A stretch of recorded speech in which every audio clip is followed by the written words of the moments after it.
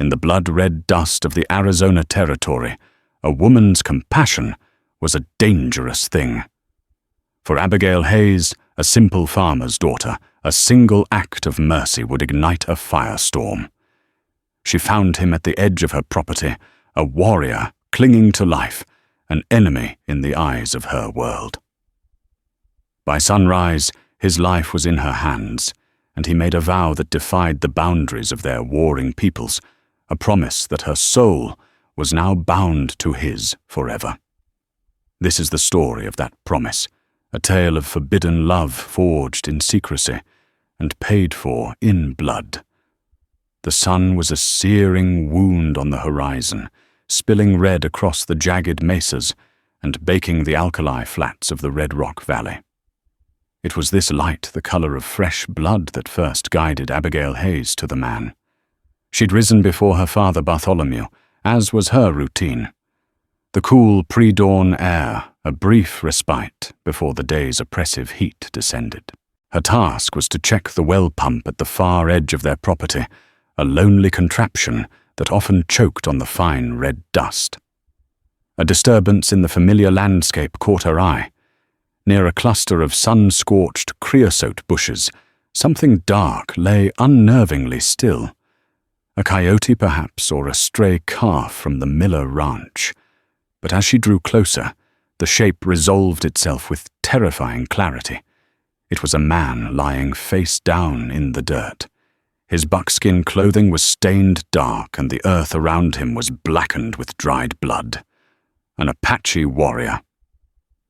Fear, cold and sharp, lanced through Abigail. Every story she had ever heard, every whispered warning in the town of Providence, screamed at her to turn and run. Run for her father, for the rifle he kept loaded above the hearth. These were the men who raided settlements, the faceless terror of the frontier. Her hand flew to her throat, her breath catching in a strangled gasp. His hair was long and black, fanned out against the red dirt. A single eagle feather was woven into a braid, stark against the dark strands. He was an enemy. He was death. Yet he didn't move. There was no ambush, no hidden war party waiting in the rocks. There was only the profound stillness of a body surrendering to the earth. Hesitantly stepping as if the ground were fragile glass, she circled him. A low groan, so faint it was nearly lost to the morning breeze, stopped her dead. He was alive. Her mind warred with itself. The teachings of her father, the harsh pragmatism of frontier life, told her to leave him, to let the desert claim what the violence had started. It was the safe thing to do, the right thing to do, according to everyone she knew. But as she looked at the tremor that ran through his broad shoulders, at the labored rise and fall of his back, she saw not a demon from a campfire story, but a man dying alone in the dirt. Her mother, gone 5 years now, had been a gentler soul than her father. Compassion costs nothing, Abby, she used to say, but its lack can cost you your soul. Against every instinct for self-preservation, Abigail knelt. She gently reached out her hand, trembling, and touched his shoulder. The buckskin was stiff with blood. "Can you hear me?" she whispered, her voice a dry rasp. Another groan was her only answer. She had to see the wound. With a strength born of desperation, she managed to roll him partially onto his side. The front of his tunic was a ruin of shredded leather and clotted blood. A deep gash, likely from a cavalry saber, sliced across his ribs. But it was the darker, smaller hole in his side, oozing sluggishly, that told the real story. A bullet wound. It was a miracle he was still breathing. His face was lean and angular, cheekbones sharp as flint, his skin the color of burnished copper. His eyes were closed, his lips cracked and pale. A deep line of pain was etched between his brows. She had to make a choice. Leave him to die, or commit an act of treason against her own people. To help him would be to invite destruction upon their farm, upon her father. If Deputy Finn O'Connell, with his watchful eyes and possessive air, ever found out, The thought was too terrifying to complete. But the image of her mother's kind face floated in her memory. Abigail stood her decision made. It felt less like a choice and more like a surrender to a part of herself she could not deny. She ran back to the farmhouse, her worn leather boots kicking up clouds of red dust. She grabbed an old canvas sheet from the barn, and her medical satchel, a small collection of herbs, clean bandages, and carbolic acid her mother had taught her to use. She also filled a water skin from the barrel by the door. Her father was still asleep. The silence of the house felt like a conspirator. When she returned, the warrior had not moved. His breathing was shallower now. Working quickly, she managed to roll him onto the canvas. He was heavier than he looked, a solid mass of muscle and bone. Dragging him was a Herculean task. Every scrape of the canvas on the rocky ground seemed to echo across the valley. She pulled him away from the open ground towards a small hidden arroyo carved out by flash floods, its banks thick with mesquite and palo verde. It was the one place on their land where a man could disappear. Inside the cool shadow of the washout, she gave him water, tipping the skin to his lips. He coughed, but a few drops trickled down his throat. She cleaned the wounds as best she could. The saber cut was long, but not as deep as she feared. The bullet wound was another matter. The bullet was still inside him, and that was a task far beyond her skills. All she could do was clean the entry point packet with a poultice of yarrow to stem the bleeding and bind his torso tightly with strips of clean linen. Throughout the ordeal, he drifted in and out of consciousness once his eyes flickered open. They were not the eyes of a monster. They were dark, deep-set, and filled with a universe of pain and fierce, burning pride. He looked at her, and for a fleeting second there was a flicker of confusion, of disbelief, before the pain clouded them again. She stayed with him as the sun climbed higher, dabbing his brow with a damp cloth, whispering senseless words of comfort as if he were a frightened animal.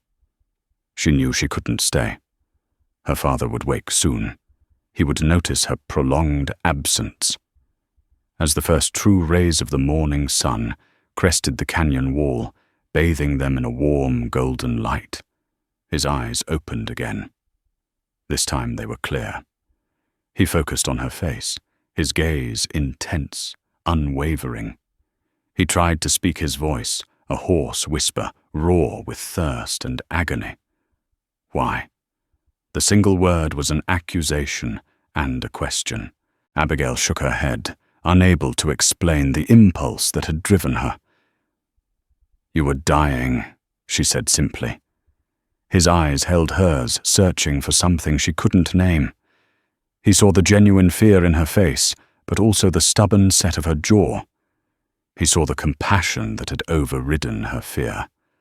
A faint, almost imperceptible softening occurred around his eyes.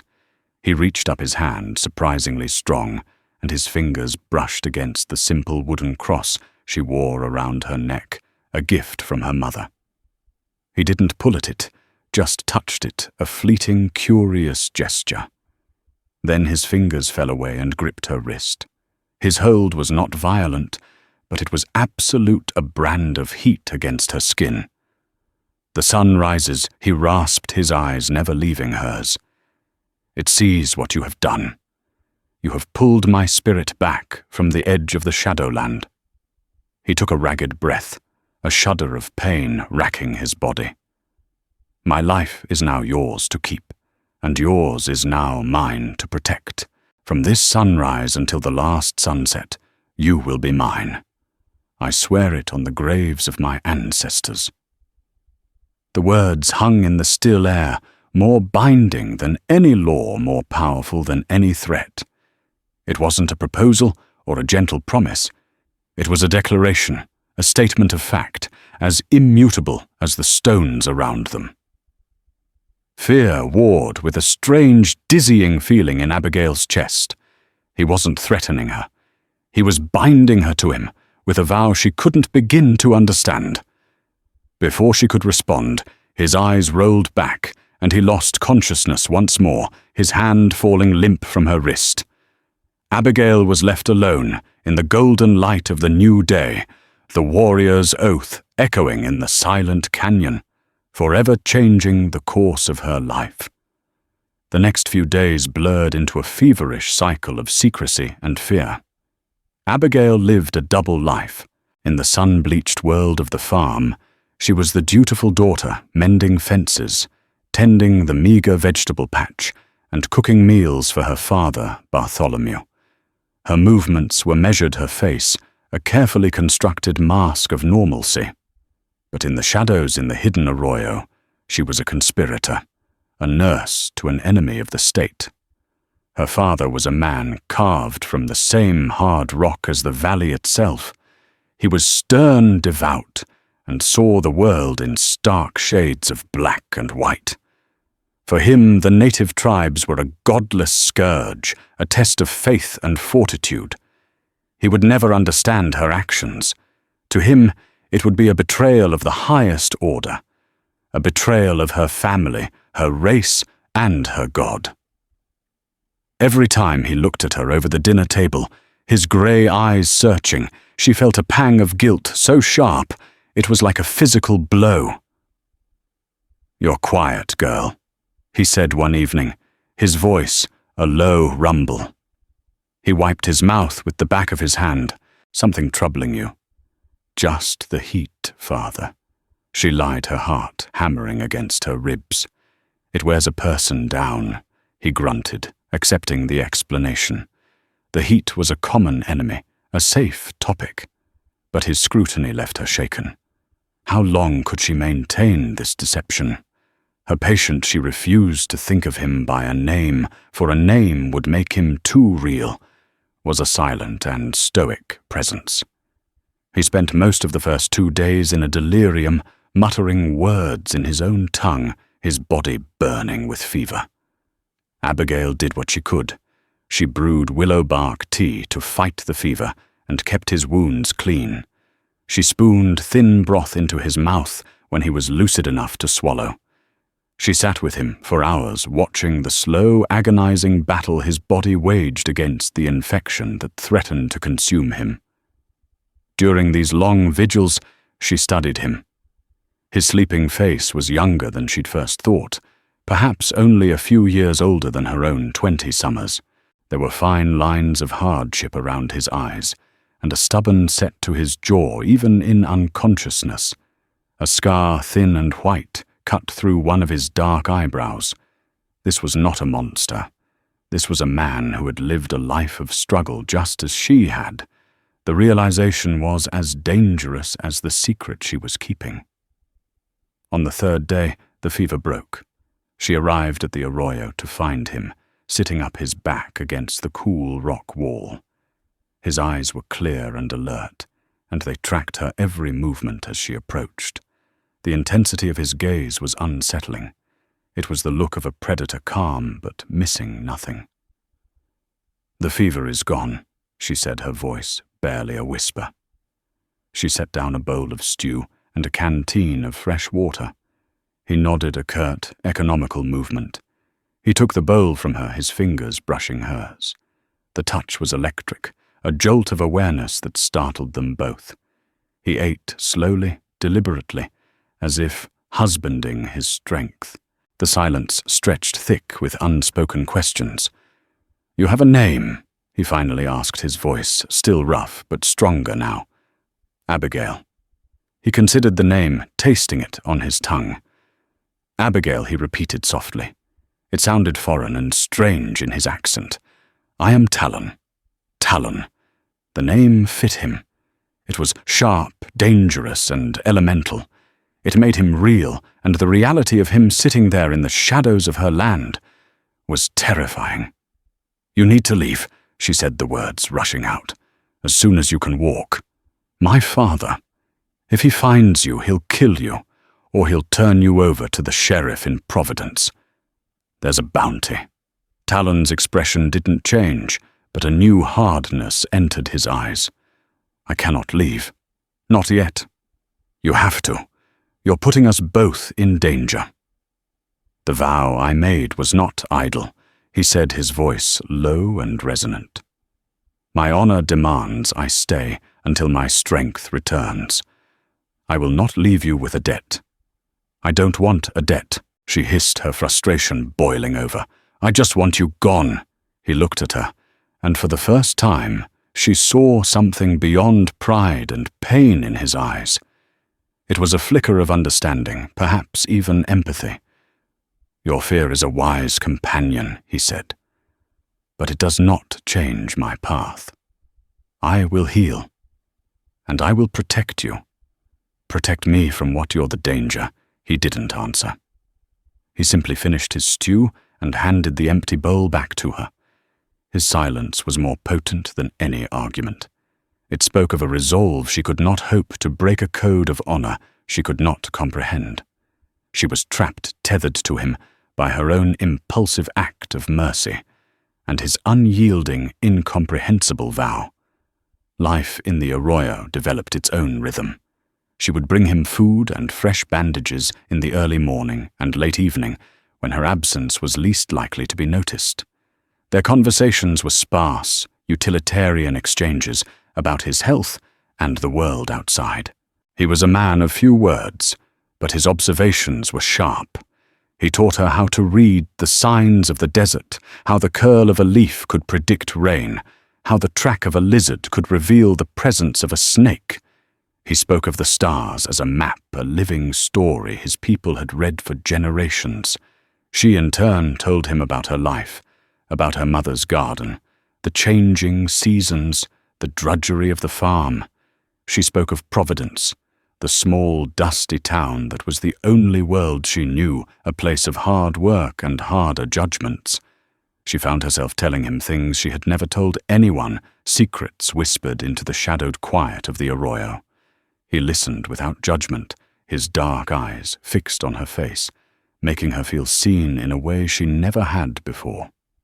One evening, a week after she found him, he was standing when she arrived, testing his weight on his injured leg. He had discarded the blood-soaked remnants of his tunic. His chest and shoulders were bare, crisscrossed with old scars that told a story of 100 violent encounters.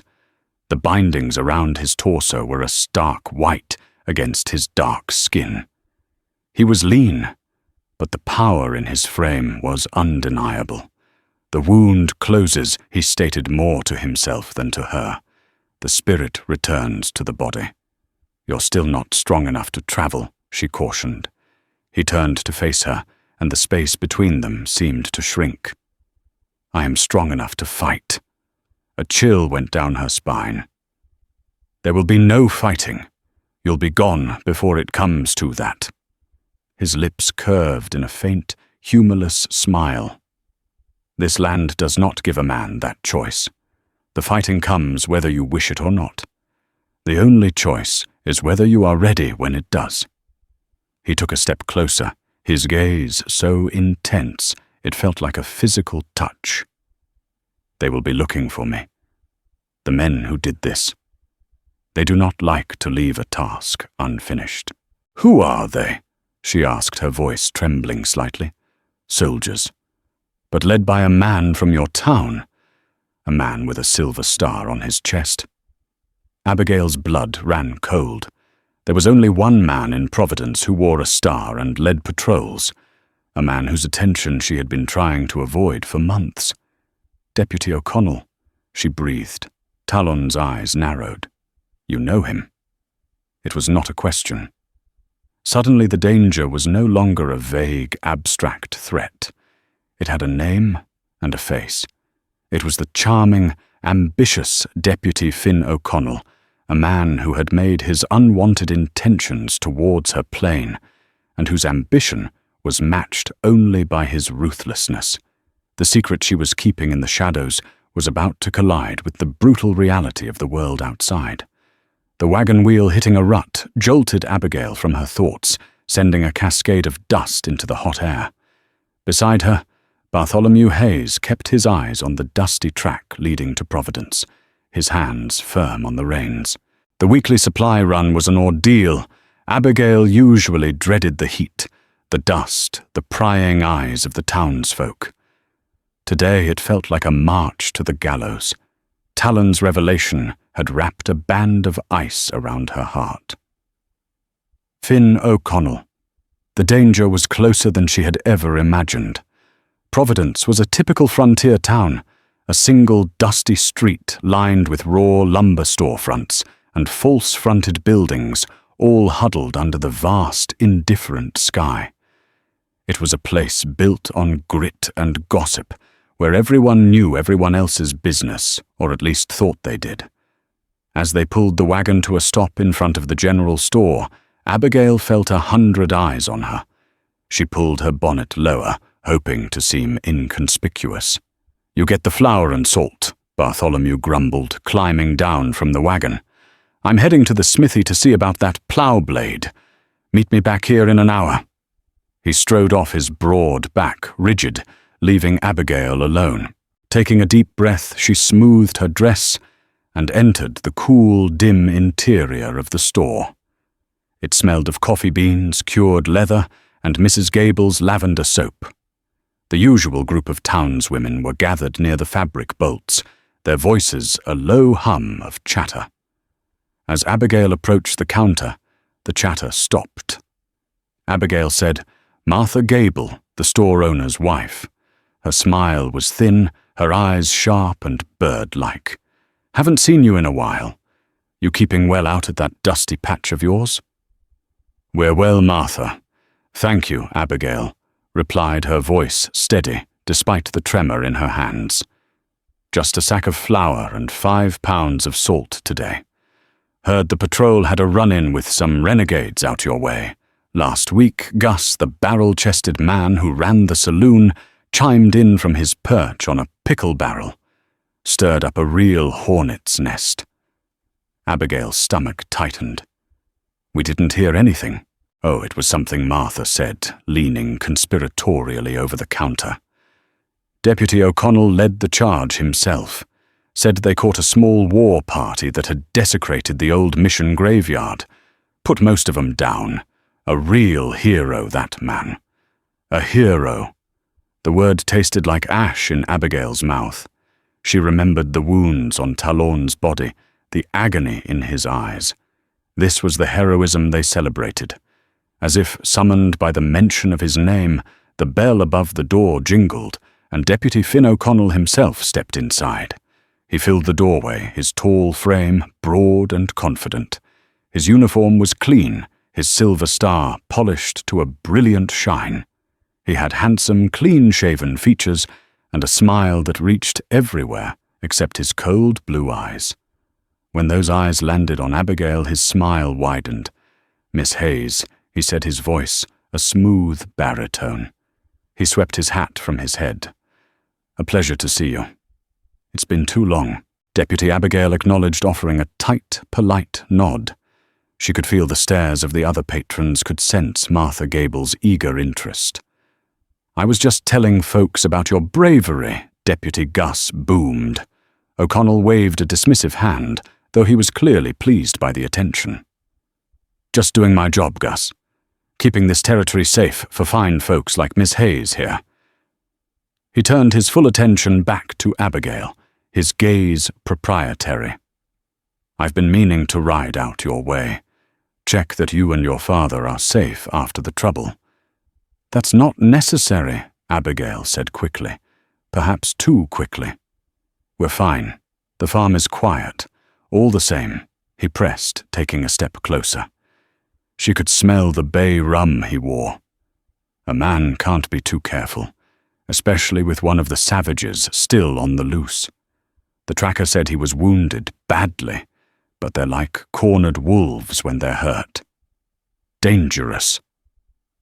Abigail's blood ran cold, one on the loose, wounded badly. He was talking about Talon. She forced herself to meet his gaze, her expression a blank mask. "I'm sure you'll find him, Deputy. You always seem to get your man." His smile tightened. He was used to more deference, more girlish admiration. Her coolness seemed to intrigue and annoy him in equal measure. "That I do, Miss Hayes. That I do." There's a hefty bounty on his head. $200, enough to make a man's eyes sharp. Someone will find him. He held her gaze for a moment longer, a silent challenge passing between them. He was a hunter, and he was telling her there was nowhere for his prey to hide. Then, with a charming tip of his hat to the other ladies, he turned and left the bell announcing his departure.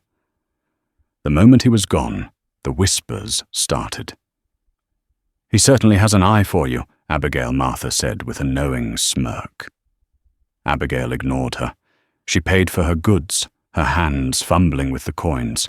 She had to get out, had to get away from these people and their casual cruelty, their celebration of violence. She hauled the heavy flour sack to the wagon, her mind racing. A bounty. $200. That kind of money could turn any neighbor into a hunter, any friend into a betrayer. It made the entire valley a trap. Her father was already at the wagon when she returned, his face set in its usual grim lines. The ride home was silent, but it was a different silence than before. It was no longer just the quiet of two people with little to say to each other. Now it was filled with the weight of Abigail's secret, a secret that had just grown teeth. As they neared their property, Abigail scanned the landscape with a new heightened sense of dread. Every rock, every shadow seemed to hold a threat. The familiar mesas and canyons that had been her home her entire life now looked like hiding places for men with rifles and greedy eyes. That evening when she slipped away to the arroyo, her heart was a frantic drum against her ribs. She found Talon where she had left him, but he was not resting. He was standing, watching the path she always took, his posture alert, his body coiled with a tense energy. "They are hunting me," he said. It wasn't a question. She nodded, her throat too tight for words. She told him everything, the talk in the store O'Connell, the $200 bounty on his head. He listened, his expression unreadable stone. When she finished, he was silent for a long time, his gaze fixed on the distant, darkening horizon. "This O'Connell," he said finally, his voice a low growl. "He looks at you with the eyes of a man who takes what he wants." Abigail shuddered, unnerved by his perception. "He's the law. The law is a shield for some men and a hammer for others," Talon said, his voice laced with a bitterness that seemed ancient. "He is a man who uses it as a hammer. You are not safe from him." "And I'm not safe with you here," she retorted, her fear making her angry. "The bounty changes everything. Someone will come looking. They'll search every inch of this land. Let them," he said, and for the first time since she'd met him, a flicker of a grim, dangerous fire lit his eyes. "I have been hunted before. Now I am no longer bleeding in the dirt. My strength returns. The hunter can become the hunted." He took a step towards her, his presence filling the small enclosed space. "He will not have you." He said the words, a low, fierce promise.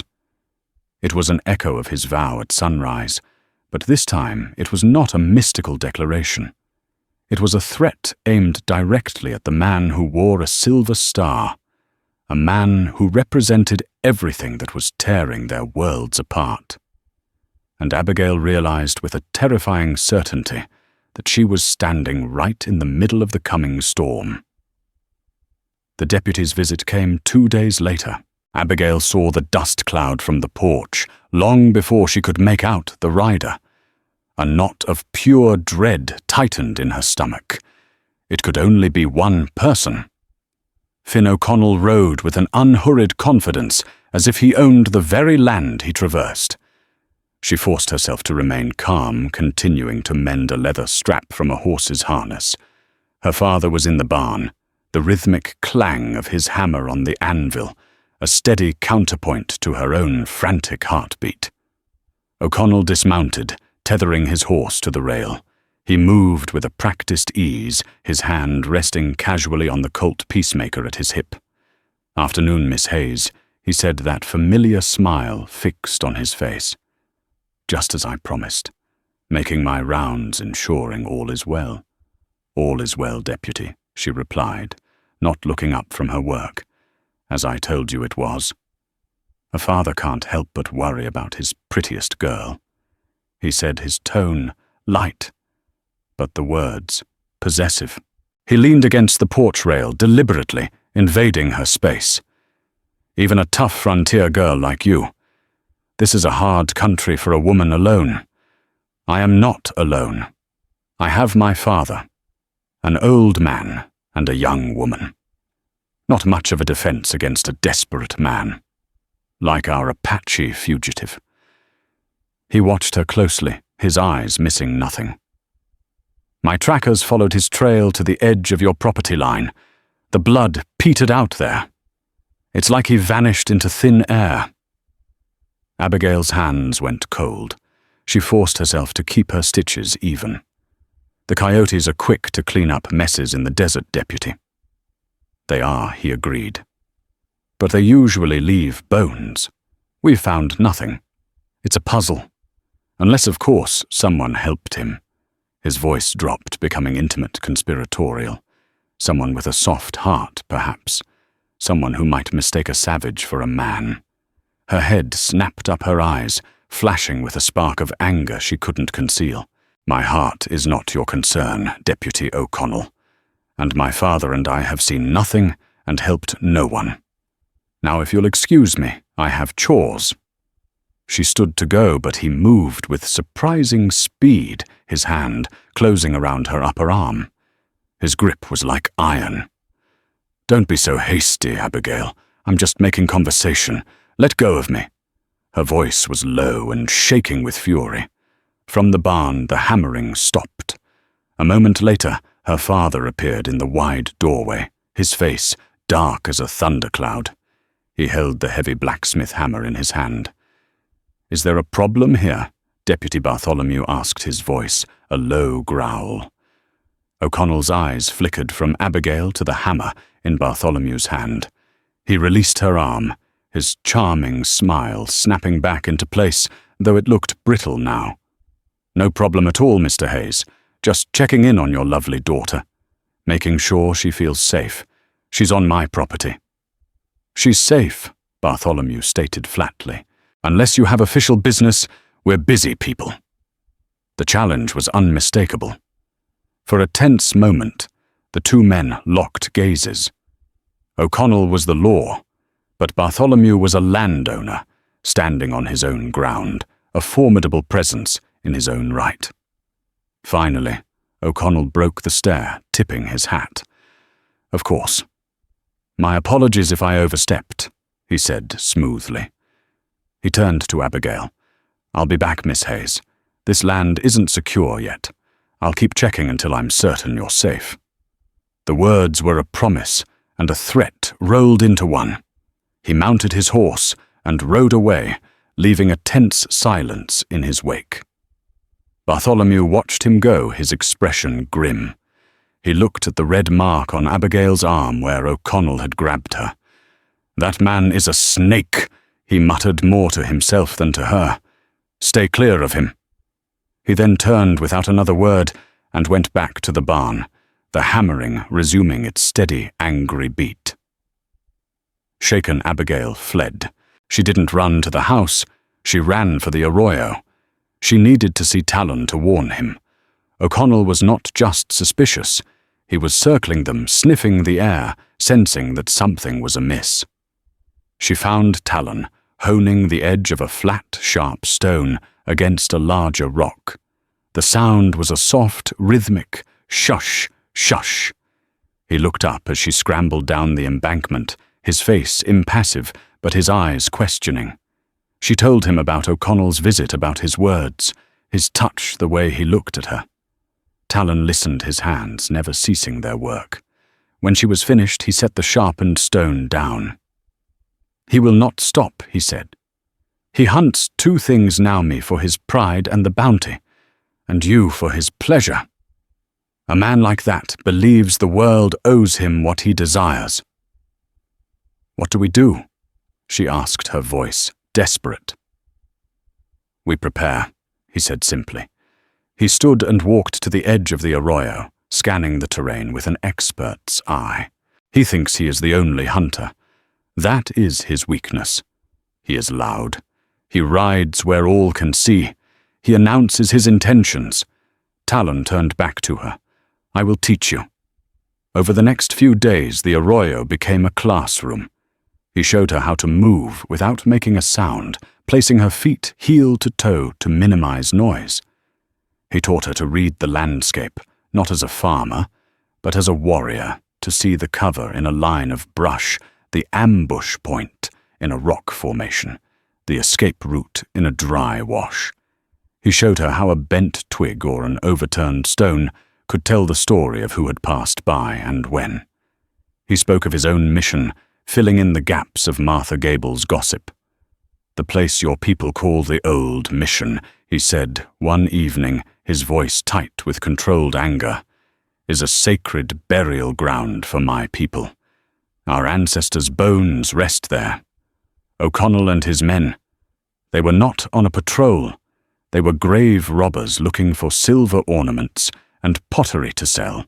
The ugly truth of it settled in Abigail's stomach like a stone. "So you weren't raiding. We were protecting our dead.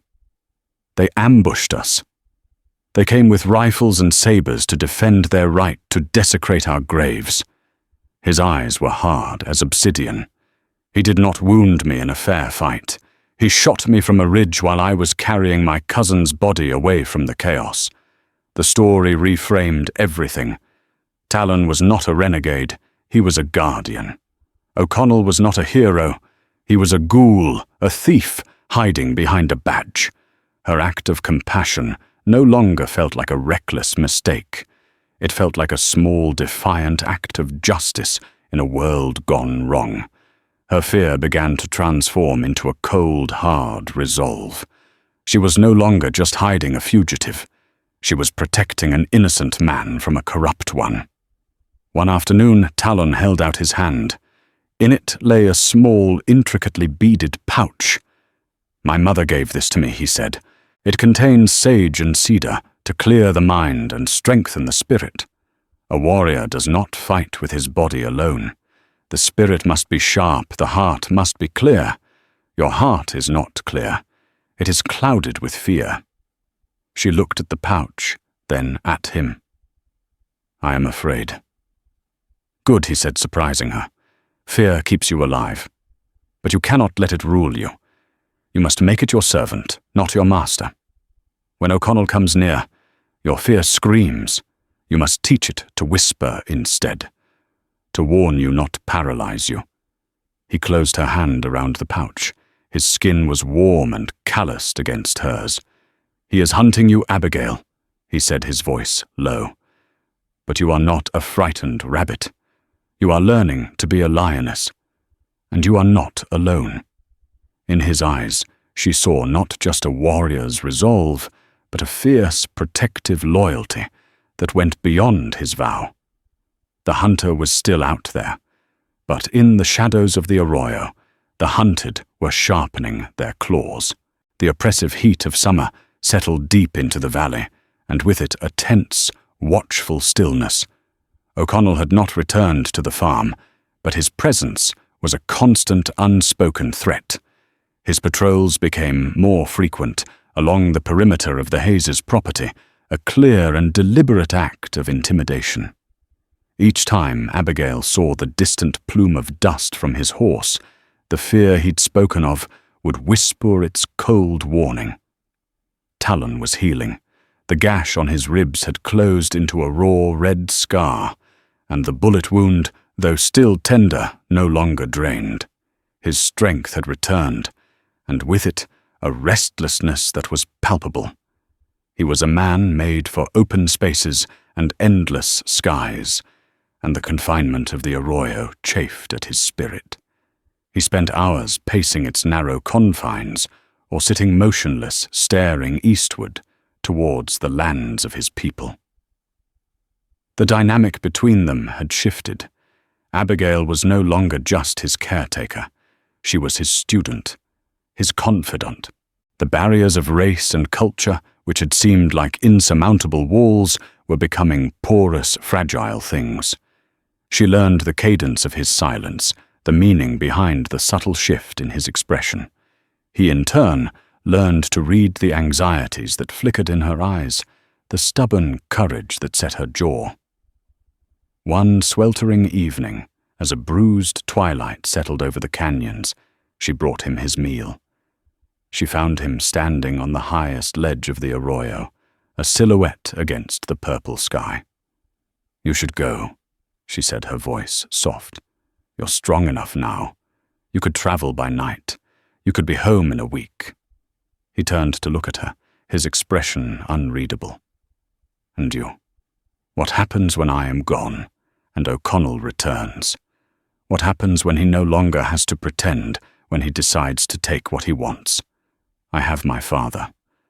I have a rifle," she said, but the words sounded hollow, even to her own ears. "Your father is one man. Your rifle has one bullet. O'Connell has the law and the greed of other men on his side." He stepped down from the ledge, moving closer to her. "When I made my vow, I did not understand what it meant. I was a dying man, binding my spirit to the one who had saved it. It was an act of honor, a repaying of a debt."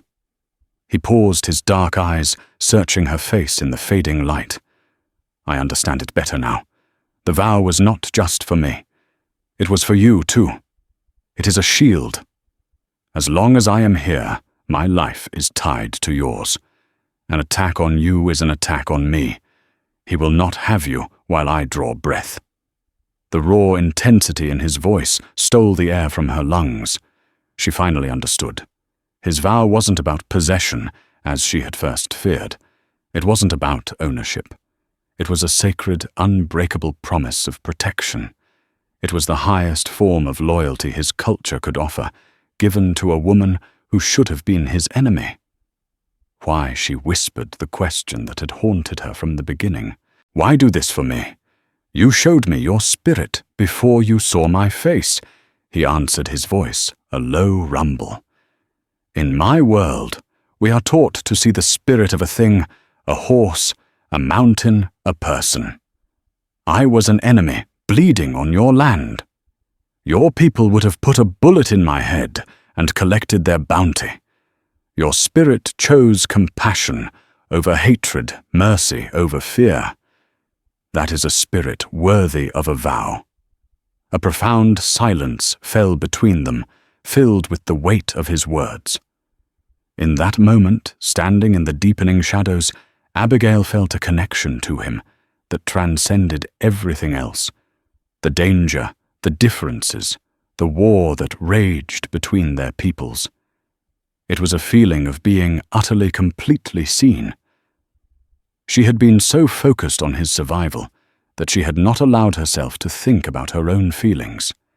She had walled off her heart, labeling her actions as duty, as mercy. But now the wall crumbled. She looked at Talon, at his fierce pride, his quiet wisdom, his unyielding loyalty, and she felt something more profound and terrifying than anything she had ever known. He must have seen the change in her expression, the sudden vulnerability in her eyes. He raised a hand, his fingers gently tracing the line of her jaw. His touch was hesitant, reverent. It was not the grasping, possessive touch of Finn O'Connell. It was a question, an offering. She leaned into his touch, a silent surrender. Her heart hammered against her ribs, a wild bird seeking freedom. He lowered his head and his lips met hers. The kiss was not rough or demanding. It was gentle, searching a taste of desert sage and a quiet strength. It spoke of shared solitude and a desperate, impossible hope. It was a kiss that sealed the vow, transforming it from a bond of honor into a bond of the heart. When they broke apart, The world seemed to have tilted on its axis. Nothing was the same. The danger had not lessened. In fact, it had grown because now she had everything to lose. As if to underscore the thought, Talon's expression hardened. He pulled back slightly, his eyes scanning the rim of the arroyo. "He knows," he said, his voice a low growl. "What who knows, O'Connell? His trackers may have lost my trail, but his instincts have not. He knows I am close. He can feel it. When a predator cannot find a trail, he watches the watering hole. He knows what is most precious to his prey." Talon's gaze met hers, filled with a grim certainty. "He will come for you to draw me out."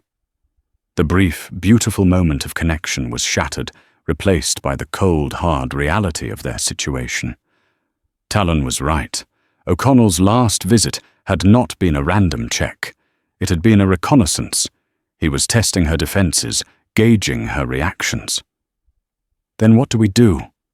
Abigail asked, her voice trembling again. Talon picked up the sharpened stone he had been honing. His eyes were like flint sparks of dangerous light in their depths. "We stop waiting for the hunter to come to us," he said. "We set our own trap." The weight of his vow had settled fully upon them. It was a promise of protection, a declaration of the heart, and now a battle plan. The time for hiding in the shadows was over. The storm was no longer coming. It was here. The trap was terrifying in its simplicity, built upon Deputy O'Connell's arrogance and obsession. "He believes you are a helpless woman," Talon had explained in the pre-dawn darkness. "He will not expect you to fight back. The bait would be Abigail seemingly alone and vulnerable." After a tense argument, her father Bartholomew had agreed. The angry mark O'Connell had left on his daughter's arm had hardened something within him, awakening a long-dormant memory of kindness once shown to him by a Ute family. He rode out at dawn, making a conspicuous show of heading to a distant neighbor's ranch for the day. This would leave Abigail as an irresistible target.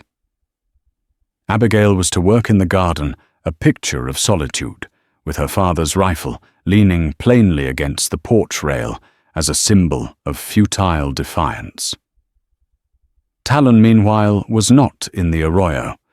He was hidden in the barn's hayloft, a vantage point that gave him a clear view of the farmhouse, transforming the familiar space into an ambush site. The plan was a gamble, predicated on O'Connell's pride. Talon was betting the deputy would come alone to claim his prize. The hours crawled by under the oppressive sun.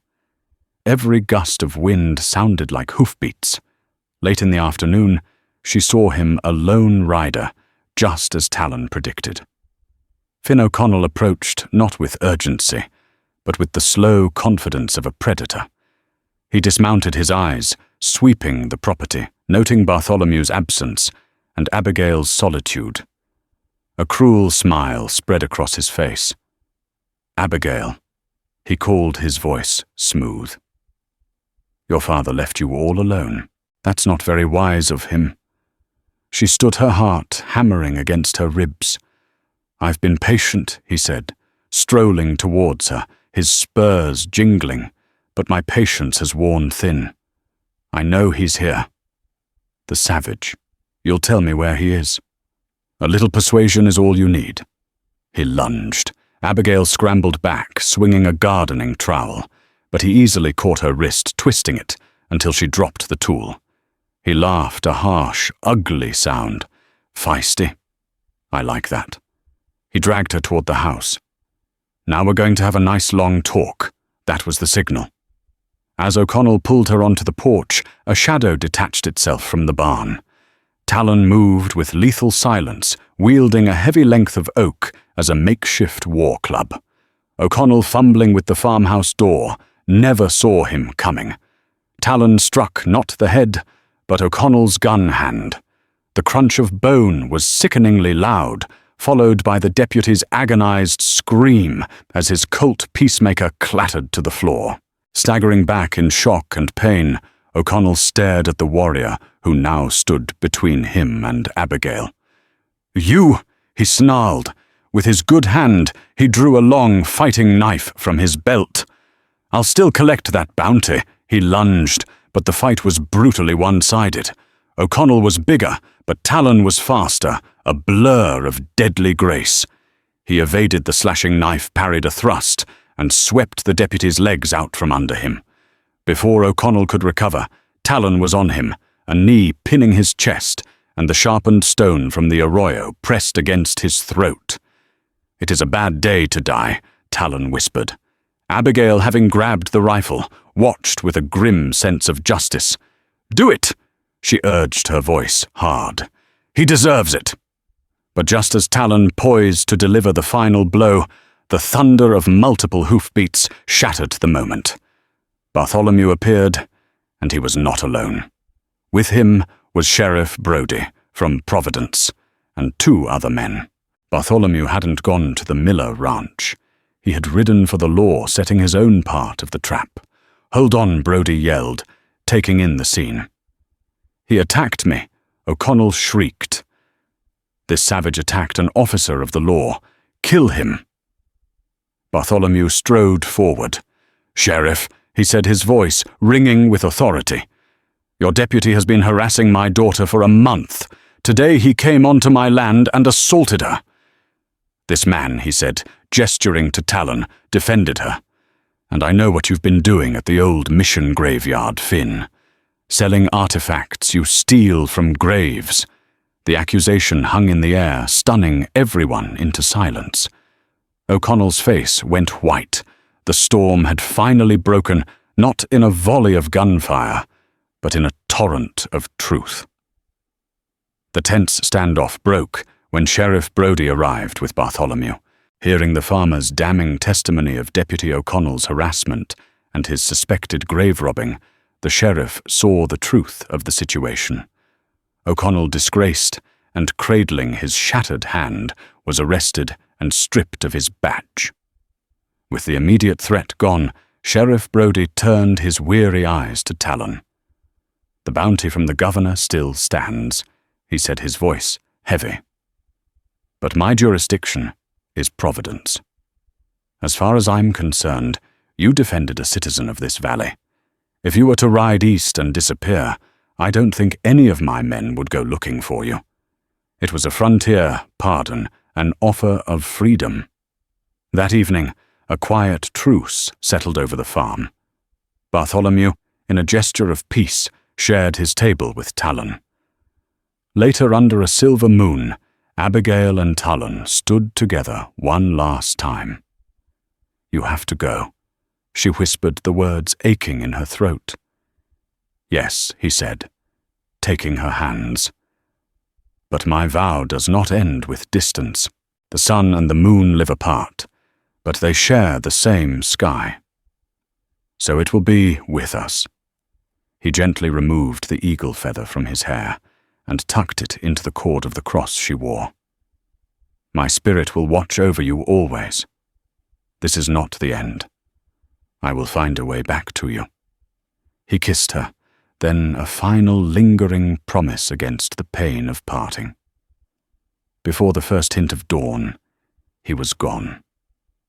Abigail stood on the porch as the sky turned gold, her father's hand resting on her shoulder. The fear that had ruled her was replaced by a profound strength.